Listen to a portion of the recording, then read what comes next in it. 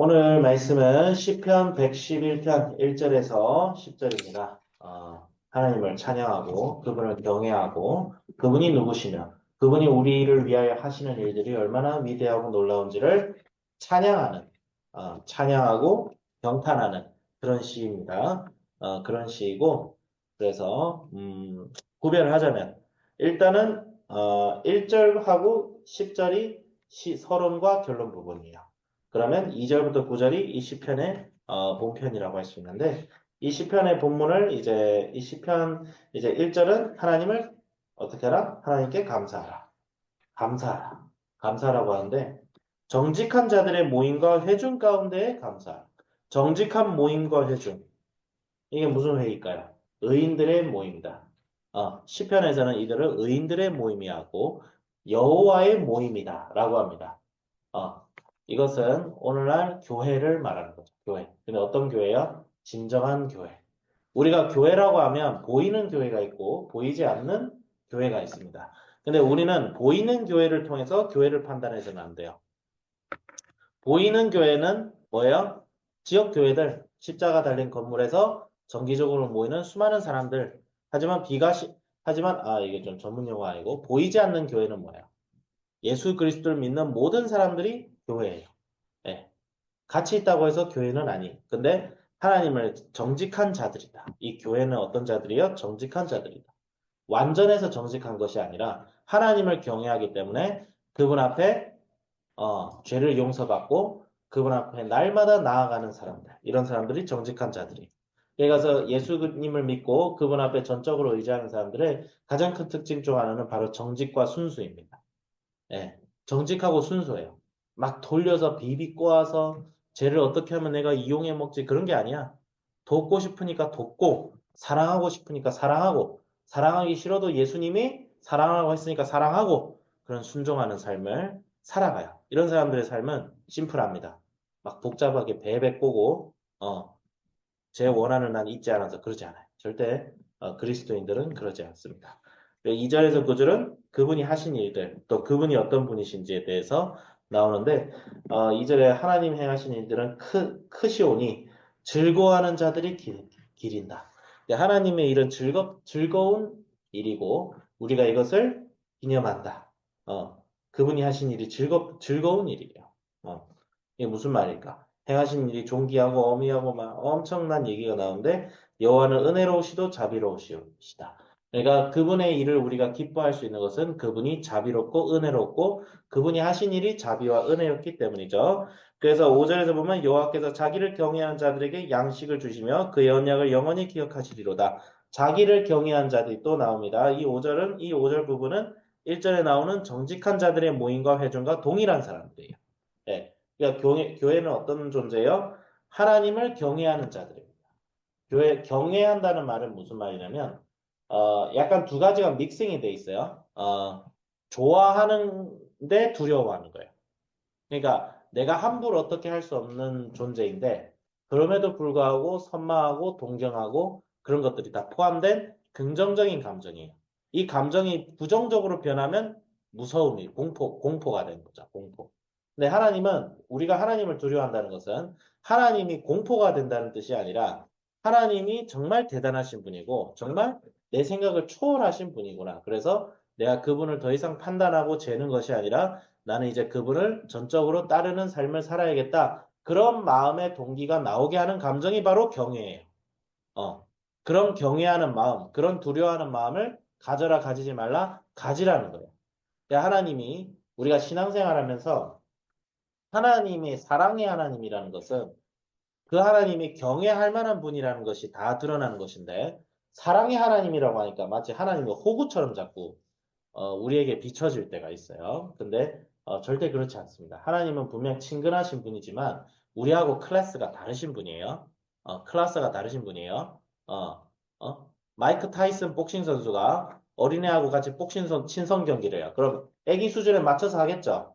애기가 막 주먹질하면 막 좀 맞아주고 마이크 타이슨이 실제로 뭐 이태리 어느 소녀하고 막 그 유튜브에 나왔는데 경기를 하고 있더라고요. 이태리 소녀 무릎 꿇고 이태리한테 막 맞아줘요. 막 이제 가드 열고. 그렇다고 해서 마이크 타이슨이 약한 애예요? 아니죠. 마이크 타이슨 알죠? 예. 누구나 계획에 있다. 처맞기 전에는 그 명언을 남기신 분 아니에요? 그분이 누구나 누구나 계획이 있다. 처맞기 전에는 유명한 복싱이에요, 이분이. 근데 중요한 건 뭐냐면 복서인데 중요한 건 우리 하나님도 그러신 분이라는 거예요. 친근하게 우리한테 다가오시지만 그분이 결코 우리가 그분과 맞먹을 수 있는 분이 아니라는 거죠. 그래서 기업을 주시고 그분이 하시는 일은 진실과 정이고 그의 언약은 영원히 세우셨으니 그의 백성을 구절은 뭐예요? 여호와께서 그의 백성을 속량하신다. 그의 언약은 영원하신다. 그래서 그분이 하시는 일은 뭐예요? 우리를 구원하시고 우리를 충만하게 하시고 기업을 주시고 하시는 일이에요. 그래서 예수님을 경외하는 삶은 반드시 충만합니다. 풍성합니다. 지혜가 있어요. 그래서 10절에 뭐요? 여호와를 경외함이 지혜의 근본이라. 이거 잠언에도 나오는 말씀이죠. 여호와를 경외하는 것이 지혜의 근본이다. 그의 계명을 지키는 자는 다 훌륭한 지각을 가진 자이다. 네. 그러니까 하나님을 경외하고 그분의 말씀에 순종하며 살아가는 삶이 어떤 삶이에요? 지혜로운 삶이다. 현명한 삶이다. 어리석은 자들은 하나님께 불순종하고 하나님을 그냥 액세서리처럼 여기고 그냥 주일에 한 번 하나님 믿고 세상은 그냥 하나님이 없는 것처럼 사는 것이 지혜로운 방법이야. 이게 마치 지혜롭고 인생을 제대로 사는 것처럼 포장이 되어 있는데 절대 그렇지 않습니다. 네, 그렇지 않아요. 하나님 이 땅을 창조하셨는데 그게 말이 돼요? 말이 안 되죠. 오히려 세상 사람들이 너희들이 왜 말씀대로 안 사니? 이렇게 지금 얘기하고 있어요. 어.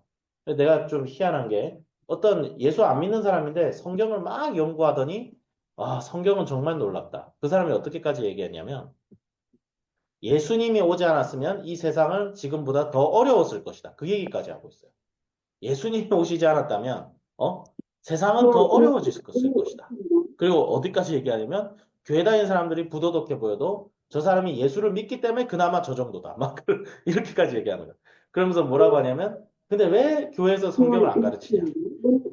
그 예수 안 믿는 사람이 그 얘기를 하더라고요. 예, 정말 희한해요. 중요한 건 뭐냐면 예수님은 예수 안 믿는 사람들도 예수님 저분이 만약 사실이면 진짜 저분은 경외할 만하다. 진짜 저분은 순종을 받으실 만한 분이다. 세상 사람들도 경탄을 하고 찬양하는데 물론 그 사람들은 믿지를 않죠. 예수님께 순종을 안 하는 사람들이죠. 그러니까 또 다른 문제이긴 하지만 어떻게 교회에 다니고 우리가 예수를 믿고 그분이 나의 주인이고 나의 하나님이라고 고백하면서 그 삶에서 그 경외가 나타나지 않는가. 그러니까 삶으로 경외하고 삶으로 그분을 찬양하지 않으니까 예수님께서 약속하신 풍성함과 예수님께서 약속하신 그 지혜로운 삶이 우리에게 나타나지 않는 것일 수도 있어요. 물론 우리 성도님들과 우리 한비전 학생들과 우리들은 좀 다르죠. 우리는 좀 특별하죠. 맨날 아침에 이렇게 붙잡고 매일 성경 가지고 무슨 설교도 무슨 뭐 열왕기상, 열왕기하 11장. 오늘 성탄절인데 무슨 설교할까? 열왕기하 12장. 이렇게 그런 교회가 없어요. 없기 때문에 우리는 좀 하나님께서 또 특별하게 또 세우셨다고 저는 믿습니다. 있는데 모든 교회가 사실 이렇게 돼야 된다. 교회가 이런 하나님을 경외하는 자들의 모임으로 회복이 돼야 된다. 그래야 될 때 이 땅의 빛과 소금이 될 수 있어요. 우리가 하는 모든 일에 풍성함이 있죠. 그래서 이렇게 지혜로운 성도들은 이런 사람들은 하는 모든 일을 또 지혜롭게 하게 됩니다. 분명히 우리의 삶엔 고난이 있는데 우리는 그 고난을 이기고 문제를 해결하는 능력을 가지고 있어요. 그래서 우리가 당하는 고난은 마치 어떤 고난이냐면 마치 조별 과제에서 공부 제일 잘하는 애가 받는 고난과 같아요. 무슨 말인지 아시죠? 조별 과제 최대 피해자는 뭐예요? 잘하는 애. 잘하는 애. 조별 과제는 항상 체제가 좀 공산주의더라고요. 항상 희한하게. 그래서 잘하는 애가 항상 피해를 받아요. 못하는 애들 때문에. 그렇지만 우리는 그 고난을 감수하죠. 왜? 영혼을 구원하기 위해서. 그래서 우리는 고난을 감수하고 때로는 타인을 위해서 희생하지만 우리 자신은 탁월하게 모든 일을 지혜롭게 잘 해냅니다. 그래서 사람들이 우리를 보고 어떻게 해요? 예수님을 발견하게 되는 거죠. 그리고 인생의 걱정거리가 많이 사라집니다. 왜? 생각이 단순해져요. 예수님께서 원하시는 일인가, 원하시지 않는 일인가. 딱 이 두 가지로 사고를 딱 하게 되니까 생각이 단순해져요. 막 복잡하지 않습니다. 쟤는 나에게 뭐 했네, 안 했네. 이런 생각보다는 예수님의 사고로 우리가 생각할 수 있게 되죠. 우리는 항상 지혜를 구해도 세상적인 지혜가 아니라 성령의 지혜를 구해야 돼요. 그래서 고린도전서 2장 6절에서 16절에 잘 나오는데, 어, 어, 6절은 뭐라고요? 그러나 우리가 온전한 자들 중에서는 지혜를 말하노니 이는 이 세상의 지혜가 아니요 또 이 세상에 없어질 통치자들의 지혜도 아니요 7절 오직 은밀한 가운데 있는 하나님의 지혜를 말하는 것으로서 곧 감추어졌던 것인데 하나님이 우리의 영광을 위하여 만세전에 미리 정하신 것이라. 당연히 이것은 복음을 얘기하죠. 그런데 이 복음을 통해서 이 복음을 전하는 성령을 통해서 우리가 우리 삶 속에 실질적으로 이 세상의 지혜를 이기고 이 세상의 통치자들의 간교한 술수를 이길 수 있는 능력을 하나님께서 주시겠다고 하셨어요. 누구에게? 하나님을 경외하고 그분을 찬양하고 그분을 사랑하는 자들에게 주시겠다고 하셨어요. 네, 근데 이게 조건이에요. 조건이에요. 하나님을 경외해야 됩니다. 여전히 세상이 더 좋아 보이고 여전히 세상의 어떤 트렌디한 것이 더 좋아 보이고 물론 사람이 좀 트렌디해져야 돼요. 우리가 예수 믿는 사람들이 막 구닥다리로 살아라 그런 뜻은 아니지만 항상 하나님의 방법과 어떤 세상의 길에 어떤 명확한 차이가 있는데 세상의 방법이 여전히 눈에 더 끌린다. 그러면 우리가 좀 더 주님을 더 아직 주님에 대해서 잘 모르는 것일 수도 있을 거예요. 지식적으로는 아는데 경험적으로는 잘 모를 수도 있을 것 같습니다. 그래서 결론을 내리겠습니다. 주님을 경외하고 주님과 동행하는 삶은 지혜와 풍성이 가득한 삶입니다. 그리고 어떤 고난과 어려움이 있어도 내 마음속에 있는 행복과 평안을 놓치지 않고 오히려 그것이 더 풍성해지고 차고 흘러 넘쳐서 주변 사람들도 평안케 할 수 있고 주변 사람들에게도 진정한 쉼과 안식을 허락할 수 있는 삶입니다. 이런 놀라운 삶을 교회가 살아야 되고 더 나아가서 그 이전에 우리가 살아야 될 줄 믿습니다. 저부터 살아야 되겠습니다. 기도하겠습니다. 하나님 아버지 감사합니다. 지혜가 많은 풍성한 삶을 살기를 원합니다. 주여 주님을 경외하기에 마땅한 분이시라는 것을 우리가 더욱 명심하며 정말 주님께서 지혜로우시고 우리 주 예수 그리스도를 창세 이전부터 예정하사 우리들에게 허락하시고 주님 우리가 이 땅의 빛과 소금이 되어서 정말 이 세상에 한 번도 경험하지 못한 그 지혜와 은혜와 충만함이 넘치는 삶을 교회에서부터 이루어 나가서 정말 우리의 삶의 변화가 가정으로 이어지게 하시고 교회로 이어지게 하시고 사회로 이어지게 하시고 정말 이 부패하고 더러운 세상 속에서 빛과 소금이 돼서 우리 주 예수 그리스도께서 이 땅에 오셔서 세상을 완전히 변화시키는 그날까지 우리가 끊임없이 한 사람의 영혼이라도 구원하고 정말 이 세상이 그래도 지금보다는 더 나은 세상으로 만들기 위하여 우리가 선교하며 복음을 전하며 우리 주 예수 그리스도의 그 공의와 정의를 예수님께서 명하신 대로 행하는 그런 저희들이 일상생활 속에서 그런 일들을 행할 수 있는